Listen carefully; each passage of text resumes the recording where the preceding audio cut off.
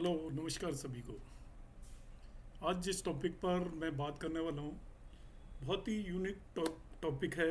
और आज के टाइम पर एस्ट्रोलॉजी में इससे इम्पोर्टेंट कोई भी टॉपिक नहीं है। जितने भी यूथ हमारे पास आते हैं करंटली, तो उनका एक बहुत बड़ा क्वेश्चन होता है कि वो यदि किसी के साथ उनका रिलेशनशिप है तो वो क्या मैरिज कर पाएंगे, उनके बीच मैरिज हो पाएगी या नहीं हो पाएगी। बहुत डाउट रहता है यूथ में कि वो जो उनका पार्टनर है वो उनसे मैरिज करेगा या नहीं करेगा। स्पेसिफिकली जितनी भी गर्ल्स आती हैं उनका ये मेन क्वेश्चन होता है कि मैं जिसके साथ हूँ वो क्या आगे चल के मुझसे मैरिज करेगा या नहीं करेगा। जो लोग लिव इन में रह रहे होते हैं उनका भी ये बहुत क्वेश्चन होता है कि हम दो लोग साथ में रह रहे हैं, वो हम मैरिज करेंगे या नहीं करेंगे। एक क्या होता है कि पेरेंट जो भी ऑनलाइन साइट्स के थ्रू जिन भी लड़कों को देख रहे होते हैं और लड़कियों को देख रहे होते हैं, इसके बाद बच्चों में बात होना शुरू हो जाती है। कुछ दिन बाद चलती है तो पेरेंट्स को एक कंसर्न होता है कि ये बात भी कर रहे हैं, आगे चल के इनकी मैरिज हो पाएगी या नहीं हो पाएगी। तो ये मेरी फंडामेंटल रिसर्च है, प्योर मेरी ही रिसर्च है। उसके बेस पर मैं आपको एक कंसेप्ट बताऊंगा। आप अपना आप देख पाएंगे कि आपके जो लोग एक दूसरे को देख रहे हैं या एक दूसरे से बात कर रहे हैं, आप अपने बच्चों के लिए कोई प्रॉपर मैच ढूंढ रहे हैं, किसी से आपकी बातचीत चल रही है, तो वो एग्जीक्यूट होगी कि नहीं, फैसिलिटेट होगी कि नहीं, एंड में वो मैरिज में कन्वर्ट होगी कि नहीं, उसका मैं कॉम्बिनेशन लेकर आया हूँ। और ये बिल्कुल एक्सक्लूसिव है, आपको यूट्यूब पर इस तरीके का कोई भी वीडियो नहीं मिलेगा। और ये मेरी अपनी पर्सनल रिसर्च है और अराउंड 200 कुंडलियों पर ये लगाकर मैंने इस कंसेप्ट को लेकर आया हूँ। मैं यूज़ तो काफ़ी दिनों से कर रहा हूँ, मगर आपके सामने आज इसको मैं प्रेजेंट करूँगा। जो मैं इसके दो पार्ट हैं, एक्चुअली टू कंपोनेंट्स हैं एक्चुअली इस रिसर्च के। फर्स्ट कंपोनेंट मैं आपको बता रहा हूँ जो 70% केसेस में लग जाती है, वो इजीली कोई भी अंडरस्टैंड कर सकता है। मगर सेकंड कंपोनेंट कॉम्प्लिकेटेड है, तो वो आपको मैं यहाँ पर इस वीडियो में नहीं बताऊंगा। मगर फर्स्ट कंपोनेंट के बेस पर यदि ये फॉर्मूला आपकी कुंडलियों पर लगता है तो अब रेस्ट एश्योर करिए कि मैरिज 70% केसेस में पक्का होगी ही होगी। 30% केसेस में हम एक दूसरा कंसेप्ट भी लगाकर देखते हैं। तो जिन लोगों को यदि ये समझ में नहीं आता है या वो नहीं लगा पा रहे हैं या नहीं लग रहा है, हमारी कंसल्टेंसी यदि वो लेना चाहते हैं तो मेरे दिए हुए नंबरों पर जो मैं अभी आपको दूंगा उन पर आप हमारी कंसल्टेंसी और हमारी हेल्प भी ले सकते हैं। हम आपकी पूरी मदद करने की कोशिश करेंगे। तो मैं वीडियो में आगे बढ़ता हूँ क्योंकि ये बहुत ही ज्वलंत मुद्दा है और आज के टाइम पर youth as well as parents के लिए बहुत कंसर्न का मुद्दा है। तो मैंने सोचा, मैं काफ़ी टाइम से इसे यूज़ कर रहा था, मैंने सोचा मैं सबको आपको इसको बताऊं क्या तरीका है। तो देखिएगा, मैं ये प्रेजेंटेशन दूंगा, इसमें आपको ये मैं बताने वाला हूँ।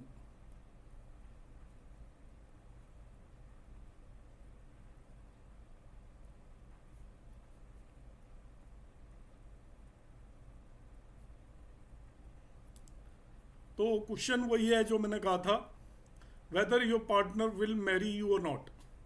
ये तो एक क्वेश्चन है जब दो लोग एक दूसरे से किसी भी तरीके के रिलेशनशिप है में हैं।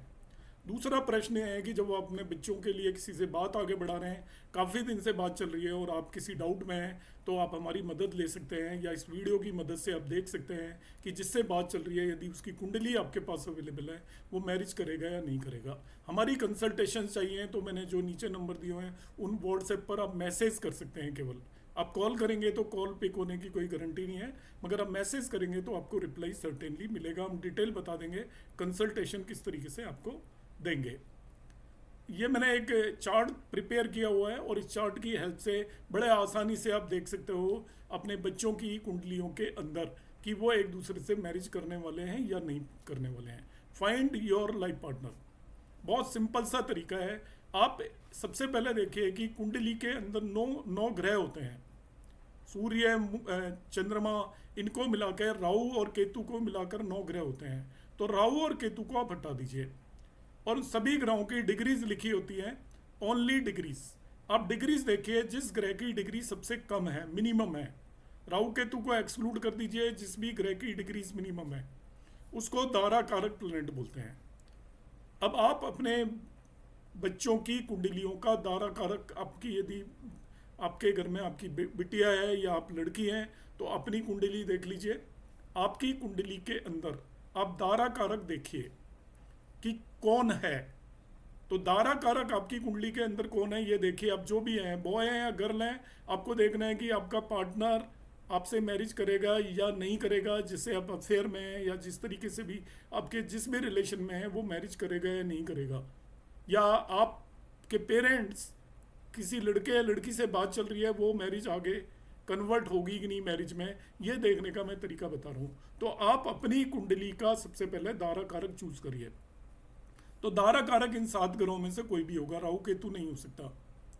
यदि सूर्य आपकी कुंडली का दारा कारक है तो आप उस बॉय या गर्ल जो भी आपका पार्टनर है उसकी कुंडली के अंदर देखिए, यदि उसकी लग्न या मून साइन लियो हो या सन लियो साइन के अंदर हो, मतलब उसकी लग्न 5 साइन हो, 5 लिखा होता है लियो के लिए, या मून उसका 5 साइन में हो, या उसकी लग्न 5 साइन में हो, पहला कॉम्बिनेशन इन तीनों में से कुछ भी हो, या उसके 5th हाउस के अंदर कई सारे प्लेनेट हों, कम से कम 2 से ज़्यादा प्लेनेट हों, 3 या 4 प्लेनेट उसके 5वें भाव के अंदर है, या उसके नवांश कुंडली की लग्न लियो हो जाए। मतलब 4 तरह की लग्न आप यहाँ पर मान सकते हो। एक लग्न होती है, एक मून साइन होता है, एक सन साइन होता है, वो तीनों में से कोई भी आपका लियो हो, और या फिर 5th हाउस के अंदर कुंडली के 5वें भाव में कई सारे प्लेनेट हों, या नवांश चार्ट की लग्न लियो हो जाए, तो वो आपका पार्टनर होगा।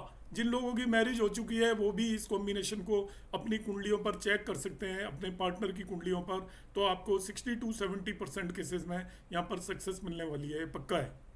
दूसरा, यदि जिसका दारा कारक मून है, तो मून एक्चुअली काल पुरुष कुंडली में 4थे भाव का स्वामी होता है, कैंसर राशि का स्वामी होता है। तो दारा कारक यदि मून है तो उसका उसके स्पाउस का या पार्टनर का जो लग्न है वो कैंसर होना चाहिए, या उसका मून साइन कैंसर होना चाहिए, या सन साइन कैंसर होना चाहिए।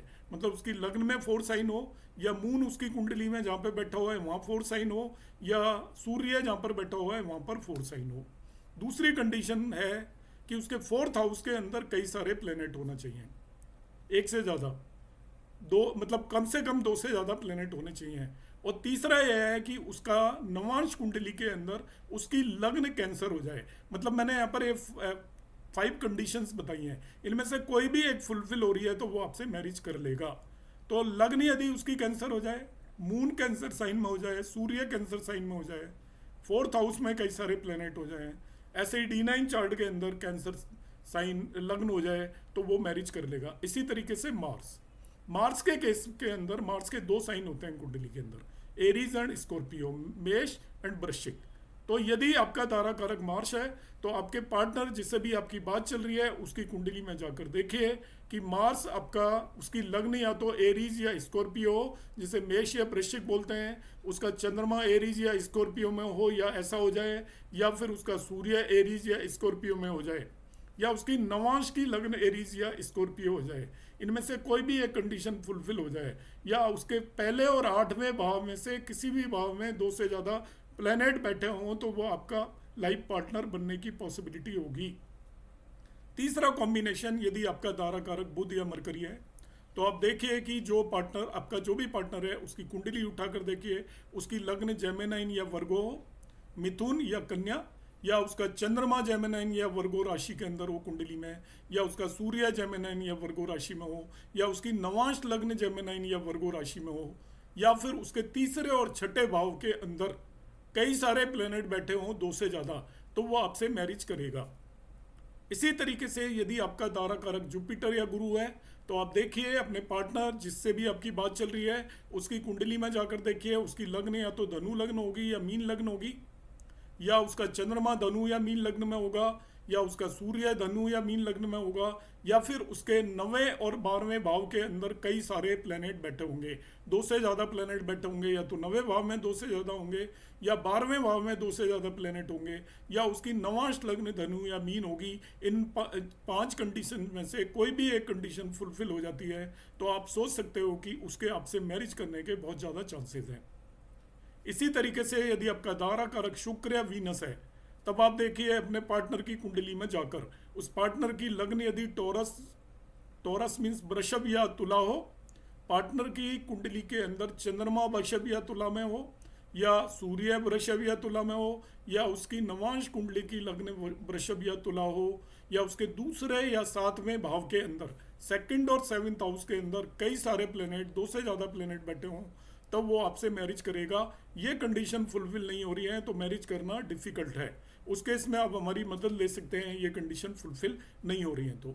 और लास्ट है, यदि आपका दारक सैटर्न या शनि है, तो सैटर्न और शनि होने पर आप अपने पार्टनर की कुंडली में जाकर देखिए कि उसकी लग्न यदि मकर या धनु हो, कैप्रिकॉन या एक्वेरियस हो, या फिर उसकी कुंडली के अंदर मून या चंद्रमा वो मकर या धनु राशि के अंदर बैठा हो, या फिर सूर्य मकर या धनु राशि के अंदर बैठा हो, या उसकी नवांश की लग्न मकर या धनु हो, या फिर उसके 10वें या 11वें भाव में दो से ज़्यादा प्लेनेट हों कुंडली के अंदर, तो वो आपसे मैरिज करेगा।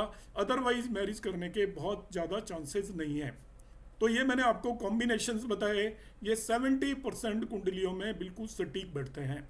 रिमेनिंग 30% कुंडलियों के लिए यदि कोई हमसे कंसल्टेशन लेना चाहता है तो ले सकता है। ये मैंने ऐसे सूत्र बताए हैं जो बगैर किसी की मदद के आप अपनी कुंडलियों में लगा के देख सकते हैं, और जिनकी मैरिज होती है उनमें 70% केसेस में ये सूत्र लगते हैं। तो यदि आपकी कुंडली में ऐसे सूत्र लगते हैं तो आप एश्योर हो जाइए कि आपकी अपने पार्टनर के साथ मैरिज होने की बहुत ज़्यादा पॉसिबिलिटी है। और नहीं लगते हैं तो तभी भी आपको निराश होने की ज़रूरत नहीं है, तब आप किसी अच्छे एस्ट्रोलॉजर की हेल्प ले सकते हैं, हमारी भी हेल्प ले सकते हैं। नमस्कार, धन्यवाद।